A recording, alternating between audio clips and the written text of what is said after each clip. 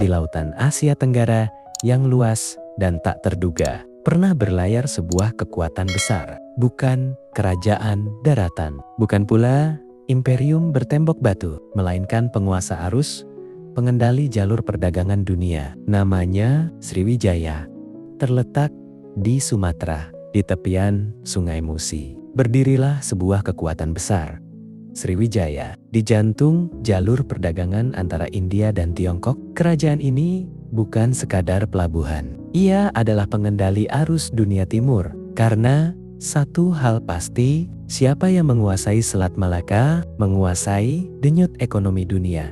Abad ke-7 hingga ke-10 menjadi masa keemasan kerajaan Sriwijaya. Pelabuhannya dipenuhi kapal dari Arab, India, hingga Tiongkok. Rempah, emas, sutra, dan keramik berpindah tangan setiap hari. Laut bukan penghalang, tapi penghubung peradaban. Disinilah dunia bertemu. Disinilah Nusantara pernah menjadi pusat perdagangan internasional.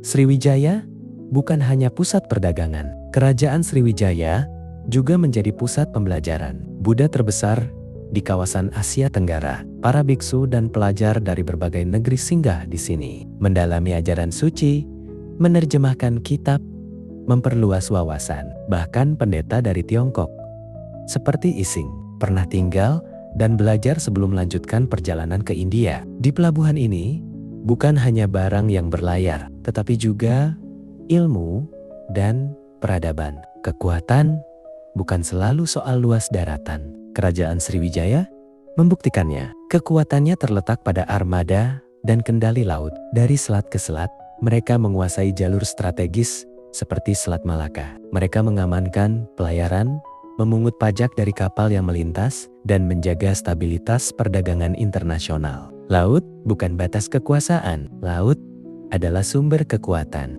Namun, kejayaan tak pernah abadi. Tahun 1025 menjadi titik balik bagi kerajaan Sriwijaya. Armada besar dari India Selatan dipimpin oleh Raja Rajendra Chola I dari Kekaisaran Chola melancarkan serangan besar-besaran. Pelabuhan diserbu, jalur perdagangan terguncang, pusat kekuatan Sriwijaya pun melemah. Sejak saat itu, bayang-bayang kejayaan perlahan memudar dari lautan Nusantara.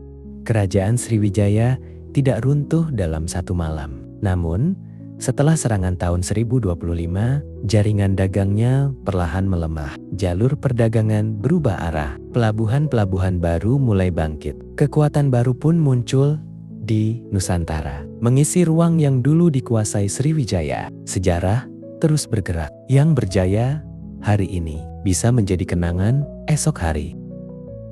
Yang tersisa kini hanyalah prasasti batu, catatan para musafir asing, dan nama yang perlahan memudar dari ingatan tentang kerajaan Sriwijaya. Kerajaan maritim yang pernah menguasai jalur Asia Tenggara. Namun, pengaruhnya tak benar-benar hilang. Jejaknya masih terasa dalam sejarah perdagangan, penyebaran Buddha dan lahirnya kekuatan.